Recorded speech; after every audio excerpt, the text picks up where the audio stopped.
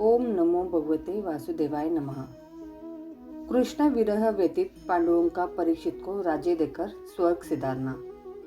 सुनते हैं आगे की कथा। सुजी कहते हैं, भगवान श्री कृष्ण के प्यारे सखा अर्जुन एक तो पहले ही श्री कृष्ण के विरह से रुष्ट हो रहे थे। उस पर राजा युधिष्ठिर ने उनकी विषादग्रस्त मुद्रा देखकर उसके विषय में कई प्रकार की आकांक्षाएं करते हुए प्रश्नों की झड़ी लगा दी। शोक से अर्जुन का मुख और हृदय कमल सूख गया था, चेहरा फीका पड़ गया था। वे उन्हीं भगवान श्री कृष्ण के ध्यान में ऐसे डूबे रहते थे कि बड़े भाई के प्रश्नों का कुछ भी उत्तर न दे सके। श्री कृष्ण की आंखों से ओझल हो जाने के कारण वे बड़ी हुई प्रेम जनित उत्कंठा के परवश हो रहे थे।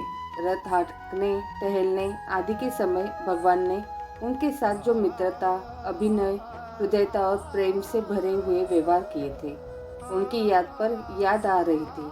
बड़े कष्ट से उन्होंने अपने शोक का वेग रोका, हाथ से नेत्रों से आंसू पोंछे और फिर रुंधे हुए गले से अपने भाई महाराज युधिष्ठिर से कहा। अर्जुन बोले, महाराज, मेरे भाई अथवा अत्यंत घनिष्ठ मित्र का रूप धारण कर श्री कृष्ण ने मुझे ठग लिया।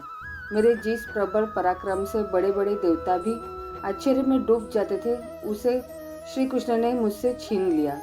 जैसे यह शरीर प्राण से रहित होने पर मृत का कहलाता है, वैसे ही उनके क्षण भर के वियोग से यह संसार अप्रिय दिखने लगता है। उनसे आश्रय से द्रौपदी स्वयंवर में राजा द्रुपद के घर आए हुए कामोन्मत्त राजाओं का तेज मैंने हरण कर लिया। धनुष पर बाण चढ़ाकर मत्स्य वेद किया और इस प्रकार द्रौपदी को प्राप्त किया था।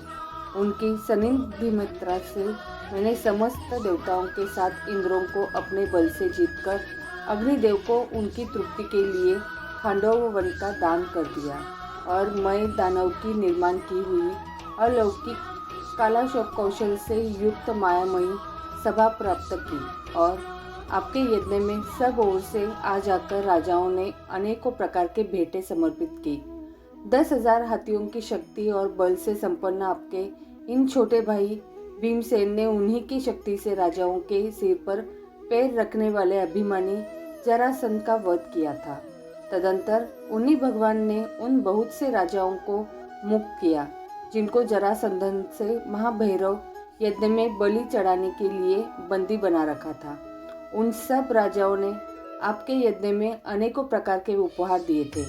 महारानी द्रौपदी राजसूय यज्ञ के महान अभिषेक से पवित्र हुए अपने उन सुंदर केशों को, जिन्हें दुष्टों ने भरी सभा में छूने का साहस किया था, बिखेर कर तथा आंखों में आंसू भरकर जब श्री कृष्ण ने चरणों में गिर पड़ी, तब उन्होंने उसके सामने उसके उस घोर अपमान का बदला लेने की प्रतिज्ञा करके उन द्रुतों की स्त्रियों की ऐसी दशा कर दी कि वे विधवा हो गई और उन्हें अपने केश अपने हाथों खोल देने पड़े।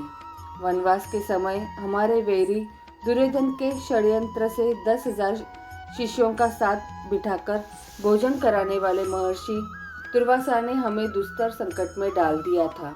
उस समय उन्होंने द्रौपदी के पात्र में बची हुई शाक की एक पत्ती का भी भोग लगाकर हमारी रक्षा की। उनके ऐसा करते ही नदी में स्नान करती हुई मुनि मंडली को ऐसा प्रतीत हुआ मानो उनकी तो बात ही क्या, सारी त्रिलोकी ही तृप्त हो गई है। उनके प्रताप से मैंने युद्ध में पार्वती सहित भगवान शंकर को आश्चर्य में डाल दिया था तथा उन्होंने मुझको अपना पाशुपत नामक अस्त्र दिया। साथ ही दूसरे लोकपालों ने भी प्रसन्न होकर अपने अपने अस्त्र मुझे दिए। और तो क्या, उनकी कृपा से मैं इसी शरीर से स्वर्ग में गया और देवराज इंद्र की सभा में उनके बराबर आधे आसन पर बैठने का सम्मान मैंने प्राप्त किया।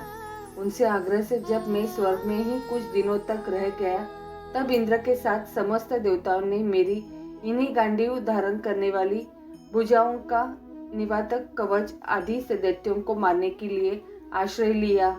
महाराज, यह सब जिनकी महती कृपा का फल था, उन्हीं पुरुषोत्तम भगवान श्री कृष्ण ने मुझे आज ठग लिया। महाराज, कौरवों की सेना भीष्म, द्रोण आदि अजय महात्माओं से पूर्ण अपार समुद्र के समान दुस्तर थी, परंतु उनका आश्रय ग्रहण करके अकेले ही रथ पर सवार हो मैं उसे पार कर गया। उन्हीं की सहायता से आपको याद होगा, मैंने शत्रुओं से राजा विराट का सारा गोधन तो वापस ले ही लिया, साथ ही उनके सिरों पर से चमकते हुए मणिमय मुकुट तथा अंगों के अलंकार तक छीन लिए थे। भाई जी, कौरवों की सेना भीष्म, कर्ण, द्रोण, शल्य तथा अन्य बड़े बड़े राजाओं और क्षत्रिय वीरों के रथों से शोभायमान थी। उसके सामने मेरे आगे आगे चलकर वे अपनी दृष्टि से ही उन महारथी युद्धपतियों की आयु, मन, उत्साह और बलों को छीन लिया करती थी। द्रोणाचार्य, भीष्म, कर्ण, भूरिश्रवा, सुशर्मा, शल्य, जयद्रथ और बाहिक आदि वीरों ने मुझ पर अपने कभी न चुकने वाले अस्त्र चलाए थे, परंतु जैसे हिरण्यकशिपु आदि दैत्यों के अस्त्र शस्त्र भगवत प्रभात का स्पर्श नहीं करते थे, वैसे ही उन्हें शस्त्रास्त्र मुझे छू तक नहीं सके। यह श्री कृष्ण के भुजदंडों की छत्र छाया में रहने का ही प्रभाव था। श्रेष्ठ पुरुष संसार से मुक्त होने के लिए जिनके चरण कमलों का सेवन करते हैं, अपने आपत को दे डालने वाले उन भगवान को मुझ दुर्बुद्धि के सारथी का बना डाला। आहा, जिस समय मेरे घोड़े थक गए थे और मैं रथ में उतरकर पृथ्वी पर खड़ा था, उस समय बड़े बड़े महारथी शत्रु भी मुझ पर प्रहार न कर सके, क्योंकि श्री कृष्ण के प्रभाव से उनकी बुद्धि मारी गई थी। महाराज, माधव के उन्मुख और मधुर मुस्कान से युक्त विनोद भरे एवं हृदय स्पर्शी वचन और उनका मुझे पार्थ, अर्जुन, सखा, कुरुनंदन आदि कर पुकारना मुझे याद आने पर मेरे हृदय में उथल पुथल मचा देते हैं। सोने, बैठने, टहलने और अपने संबंध में बड़ी बड़ी बातें करने तथा भोजन आदि करने में हम प्रायः एक साथ रहा करते थे। किसी किसी दिन में व्यंग्य से उन्हें कहाँ बैठता था, मित्र, तुम तो बड़े सत्यवादी हो। उस समय भी वे महापुरुष अपनी महानुभावता के कारण जैसे मित्र अपने मित्र का और पिता अपने पुत्र का अपराध सह लेता है, उसी प्रकार मुझ दुर्बुद्धि के अपराधों को सह लिया करते थे। महाराज, जो मेरे सखा, प्रिय मित्र नहीं मेरे हृदय थे, उन्हीं पुरुषोत्तम भगवान से मैं रहित हो गया है। भगवान की पत्नियों को द्वारका से अपने साथ ला रहा था, परंतु मार्ग में दुष्ट गोपों ने मुझे एक अबला की भांति हरा दिया और मैं उनकी रक्षा नहीं कर सका।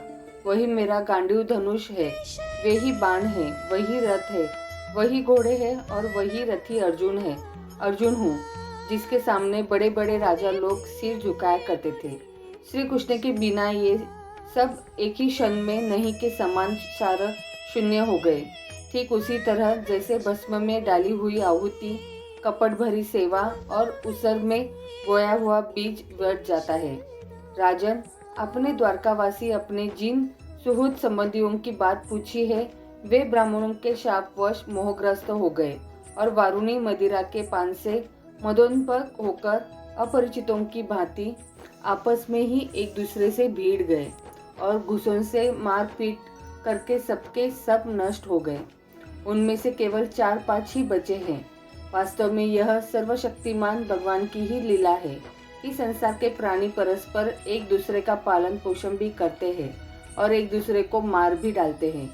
राजन, जिस प्रकार जलचरों में बड़े जंतु छोटों को, बलवान दुर्बलों को एवं बड़े और बलवान भी परस्पर एक दूसरे को खा जाते हैं, उसी प्रकार अतिशय बली और बड़े यदुवंशियों के द्वारा भगवान ने दूसरे राजाओं का संहार किया। तत्पश्चात यदुवंशियों के द्वारा ही एक से दूसरे यदुवंशी का नाश करा के पूर्ण रूप से पृथ्वी का भार उतार दिया। भगवान श्री कृष्ण ने मुझे जो शिक्षाएं दी थी, वे देश, काल और प्रयोजन के अनुरूप तथा हृदय को ताप को शांत करने वाली थी। स्मरण आते ही वे हमारे चित्त का हरण कर लेती है। सुजी कहते हैं, इस प्रकार प्रगाढ़ प्रेम से भगवान श्री कृष्ण के चरण कमलों का चिंतन करते करते अर्जुन की चित्तवृत्ति अत्यंत निर्मल और प्रशांत हो गई।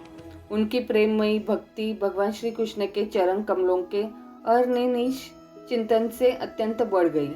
भक्ति के वेग ने उनके हृदय को मत कर उसमें से सारे विकारों को बाहर निकाल दिया। उन्हें युद्ध के प्रारंभ से भगवान के द्वारा उपदेश किया हुआ गीता ज्ञान पुनः स्मरण हो गया और जिसकी काल के व्यवधान और कर्मों के विस्तार के कारण प्रमादवश कुछ दिनों के लिए विस्मृति हो गई थी। ब्रह्म ज्ञान की प्राप्ति से माया का आवरण भंग होकर गुणातीत अवस्था प्राप्त हो गई। द्वैत का संशय निवृत्त हो गया। सूक्ष्म शरीर भंग हुआ। वे शोक एवं जन्म मृत्यु के चक्र से सर्वथा मुक्त हो गए। भगवान के स्वधाम गमन और यदुवंश के संसार का वृत्तांत सुनकर निश्चल मति युधिष्ठिर ने स्वर्गारोहण का निश्चय किया। कुंती ने भी अर्जुन के मुख से यदुवंशियों के नाश और भगवान के स्वधाम गमन की बात सुनकर अनन्य भक्ति से अपने हृदय को भगवान श्री कृष्ण में लगा दिया और सदा के लिए इस जन्म मृत्यु रूप संसार से अपना मुंह मोड़ लिया। भगवान श्री कृष्ण ने लोक दृष्टि में जिस यात व शरीर से पृथ्वी का भार उतारा था उसका वैसे ही परित्याग कर दिया, जैसे कोई कांटे से कांटा निकालकर फिर दोनों को फेंक दे। भगवान की दृष्टि में दोनों ही समान थे। जैसे वे नट के समान मत्स्यदी रूप धारण करते हैं और फिर उनका त्याग कर देते हैं, वैसे ही उन्होंने जिस यादवश शरीर से पृथ्वी का भार दूर किया था उसे त्याग भी दिया। जिनकी मधुर लीलाएं श्रवण करने योग्य है, उन भगवान श्री कृष्ण ने जब अपने मनुष्य से शरीर से इस पृथ्वी का परित्याग कर दिया, उसी दिन विचारहीन लोगों को अधर्म में फंसाने वाला कलयुग आ धमका। महाराज युधिष्ठिर से कलयुग का फैलना छिपा न रहा। उन्होंने देखा देश में, नगर में, घरों में और प्राणियों में लोभ, असत्य, छल, हिंसा आदि अधर्मों की बढ़ती हो गई है। तब उन्होंने महाप्रस्थान का निश्चय किया। उन्होंने अपने विनयी पौत्र परीक्षित को, जो गुणों में उन्हीं के समान थे, समुद्र से घिरी हुई पृथ्वी के सम्राट पद पर हस्तिनापुर में अभिषेक किया। उन्होंने मथुरा में शूरसेना पति के रूप में अनिरुद्ध के पुत्र व्रज का अभिषेक किया। इसके बाद समर्थ युधिष्ठिर ने प्राजापत्य यज्ञ करके आवाहनीय आदि अग्नियों को अपने में लीन कर दिया, अर्थात गृहस्थाश्रम के धर्म से मुक्त होकर उन्होंने संन्यास ग्रहण किया। युधिष्ठिर ने अपने सब वस्त्राभूषण आदि वहीं छोड़ दिए एवं ममता और अहंकार से रहित होकर समस्त बंधन काट डाले। उन्होंने दृढ़ भावना से वाणी को मन को प्राण में, प्राण को अपान में और अपान को उसकी क्रिया के साथ मृत्यु में तथा मृत्यु को पंचभूतमय शरीर में लीन कर दिया। इस प्रकार शरीर को मृत्यु रूप अनुभव करके उन्होंने उसे त्रिगुण में मिला दिया। त्रिगुण को मूल प्रकृति में, सर्व कारण रूप प्रकृति को आत्मा में और आत्मा को अविनाशी ब्रह्म में विलीन कर दिया। उन्हें यह अनुभव होने लगा कि यह संपूर्ण दृश्य प्रपंच ब्रह्म स्वरूप है। इसके पश्चात उन्होंने शरीर पर चीर वस्त्र धारण कर लिया, अन्न जल का त्याग कर दिया, मौन ले लिया और केश खोलकर बिखेर लिए। वे अपने रूप को ऐसा दिखाने लगे जैसे कोई जड़ उन्मत्त या पिशाच हो। फिर वे बिना किसी की बात देखे तथा बहेरे की तरह बिना किसी की बात सुने घर से निकल पड़े। हृदय में उस परब्रह्म का ध्यान करते हुए, जिसको प्राप्त करके फिर लौटना नहीं होता, उन्होंने उत्तर दिशा की यात्रा की, जिस ओर पहले बड़े बड़े महात्मा जन जा चुके हैं। भीमसेन, अर्जुन आदि युधिष्ठिर के छोटे भाइयों ने भी देखा कि अब पृथ्वी में सभी लोगों को अधर्म के सहायक कलयुग ने प्रभावित कर डाला है। इसलिए वे भी श्री कृष्ण के चरणों में प्राप्ति का दृढ़ निश्चय करके अपने बड़े भाई के पीछे पीछे चल पड़े। उन्होंने जीवन के सभी लाभ भली भांति प्राप्त कर लिए थे। इसलिए यह निश्चय करके कि भगवान श्री कृष्ण के चरण कमल में ही हमारे परम पुरुषार्थ है, उन्होंने उन्हें हृदय में धारण किया। पांडवों के हृदय में भगवान श्री कृष्ण के चरण कमलों के ध्यान से भक्ति भाव उमड़ आया। उनकी बुद्धि सर्वथा शुद्ध होकर भगवान श्री कृष्ण के उस सर्वोत्कृष्ट स्वरूप में अनन्य भाव से स्थिर हो गई, जिसमें निष्पाप पुरुष ही स्थिर हो पाते हैं। फलतः उन्होंने अपने विशुद्ध अंतकरण से स्वयं ही वह गति प्राप्त की जो विषयासक्त दुष्ट मनुष्यों को कभी प्राप्त नहीं हो सकती। संयमी एवं श्री कृष्ण के प्रेमा वेश में मुग्ध भवन में विदुर जी ने भी अपने शरीर को प्रभास क्षेत्र में त्याग दिया। उस समय उन्हें लेने के लिए आए हुए पितरों के साथ वे अपने लोक को चले गए। द्रौपदी ने देखा कि अब पांडव लोग निरपेक्ष हो गए हैं, तब वे अनन्य प्रेम से भगवान श्री कृष्ण का ही चिंतन करके उन्हें प्राप्त हो गई। भगवान के प्यारे भक्त पांडवों के महाप्रयाण की इस परम पवित्र और मंगलमय कथा को जो पुरुष श्रद्धा से सुनता है वह निश्चय ही भगवान की भक्ति और मोक्ष प्राप्त करता है। बोलो राधे राधे।